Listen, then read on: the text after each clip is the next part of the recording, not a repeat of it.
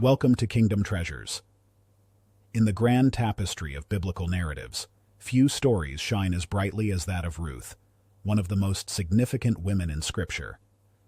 Her tale, a testament to unwavering faith and loyalty, unfolds against the backdrop of ancient Israel's tumultuous times. As we delve into this remarkable account, we find ourselves transported to an era of famine and hardship. The land of Israel, once flowing with milk and honey, now lies parched and barren. Ruth 1:1. It's in this setting that we meet our key players, whose lives will intertwine in ways that echo through generations. Let's first acquaint ourselves with Naomi, an Israelite woman whose life has been marked by tragedy. Ruth 1:2-5. Once a wife and mother, she now stands as a widow, having lost not only her husband, but also her 2 sons in the foreign land of Moab. Naomi's grief is palpable, her future uncertain. Enter Ruth, one of Naomi's Moabite daughters-in-law, Ruth 1:4. Young, widowed, and facing an uncertain future herself, Ruth's character will soon reveal a strength and devotion that transcends cultural boundaries. We must also mention Orpah, Naomi's other daughter-in-law. While her role in this story is brief, her decision to return to her people in Moab serves as a poignant contrast to Ruth's choice.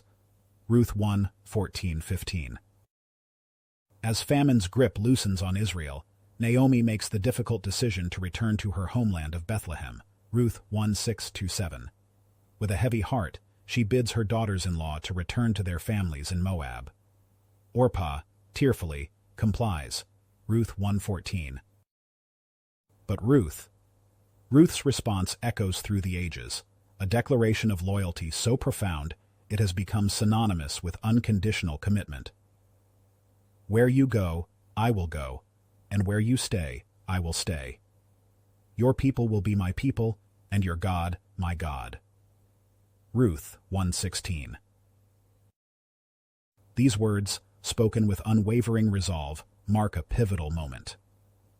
Ruth, a Moabite, chooses to forsake her homeland, her gods, and any chance of remarriage within her own culture. Instead, she pledges herself to Naomi, to Israel, and to the God of Israel. Ruth 1:17. This decision carries immense cultural and religious significance.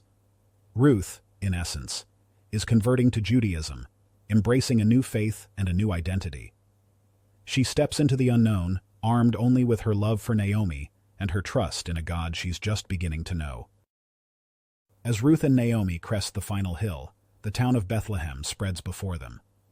It's the beginning of the barley harvest. Ruth 1:22, a time usually marked by joy and abundance. Yet for these 2 widows, the future remains uncertain. Ruth, a foreigner in a close-knit community, faces numerous challenges. The Moabites were historical enemies of Israel, and Ruth's accent and appearance would have immediately marked her as an outsider. Whispers and curious glances follow her through the streets. But Ruth's determination never wavers. With Naomi to care for and no means of support, she sets out to find work, embodying the proverb, "Idle hands make one poor, but diligent hands bring wealth." In ancient Israel, provision was made for the poor and the foreigner through the practice of gleaning, Leviticus 19:9-10. Landowners were commanded to leave the edges of their fields unharvested, allowing the needy to gather what remained. It's in this context that Ruth encounters Boaz. As she stoops to gather leftover barley in his fields, Ruth 2:7, Boaz notices her. Struck by her diligence, and having heard of her kindness to Naomi, he extends extraordinary generosity. "May you be richly rewarded by the Lord, the God of Israel, under whose wings you have come to take refuge." Ruth 2:12, says Boaz to Ruth, his words foreshadowing the pivotal role he will play in her life. Boaz emerges as a man of integrity and compassion.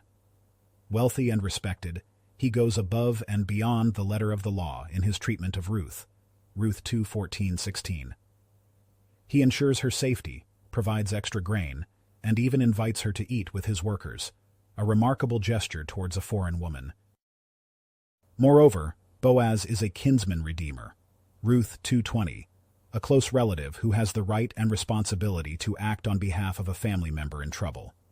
This role, crucial in Israelite culture, was designed to protect vulnerable members of society and preserve family lineages. Deuteronomy 25, 5-10. Boaz's actions towards Ruth reflect not only personal kindness, but also a deep respect for God's law and a commitment to justice. His character stands as a beacon of righteousness in a time when everyone did what was right in their own eyes. Judges 21:25.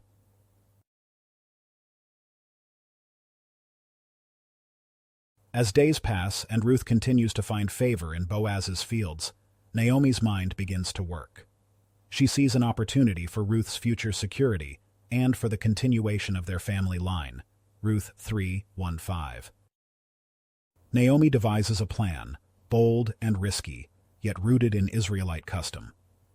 She instructs Ruth to approach Boaz at night on the threshing floor and, in essence, propose marriage. The plan hinges on the custom of the kinsman redeemer. If a man died without an heir, it was the duty of his closest male relative to marry the widow, ensuring the family name and property remained intact. Ruth 3:9, Deuteronomy 25:5-10. The plan is not without its dangers. Ruth, proposing marriage to an older, respected man, could be seen as presumptuous or even immoral. Yet, the potential rewards, security for both women and the continuation of Naomi's family line, make the risk worthwhile. Under the cover of darkness, Ruth approaches the threshing floor where Boaz sleeps beside his grain. With trembling hands but a resolute heart, she uncovers his feet and lies down. Ruth 3:7. Startled awake, Boaz finds Ruth at his feet. Her words are few but laden with meaning. "I am Ruth, your servant. Spread the corner of your garment over me, since you are a guardian redeemer of our family." Ruth 3:9. This moment brims with symbolism. Ruth's actions and words are a formal request for marriage, invoking Boaz's duty as a kinsman redeemer. The phrase, "spread your garment over me," is a culturally understood plea for protection and marriage. Ezekiel 16:8. Boaz's response is a testament to his character. He praises Ruth's loyalty and virtue, assuring her of his willingness to fulfill his duty. However, he also reveals a complication. There is a closer relative who has the first right of redemption. Ruth 3:12-13. The next morning, Boaz goes to the town gate, the center of public life and legal proceedings in ancient Israel. He encounters the closer relative and gathers 10 elders to witness their conversation. Ruth 4:1-2. Boaz skillfully presents the situation. He first mentions Naomi's land, which the relative is willing to redeem. However, when Boaz adds that taking the land also means marrying Ruth to continue the family line, the relative backs out, fearing it would endanger his own estate. Ruth 4:3-6. This public proceeding serves multiple purposes. It ensures transparency, honors the legal rights of the closer relative, and ultimately clears the way for Boaz to marry Ruth. The exchange of a sandal, a customary symbol of completing a transaction, seals the deal. Ruth 4:7-8. Boaz's actions demonstrate not only his commitment to Ruth, but also his respect for the law and social customs of Israel. He navigates a complex situation with wisdom and integrity, ensuring that everything is done properly and above reproach. Ruth 4:9-10. With the legal hurdles cleared, Boaz and Ruth are married. Their union is blessed not only with love, but also with a son, Obed. Ruth 4:13-17.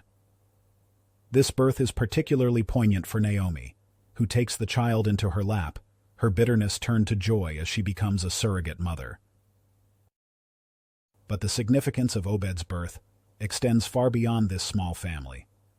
Unbeknownst to them, this child will become the grandfather of King David.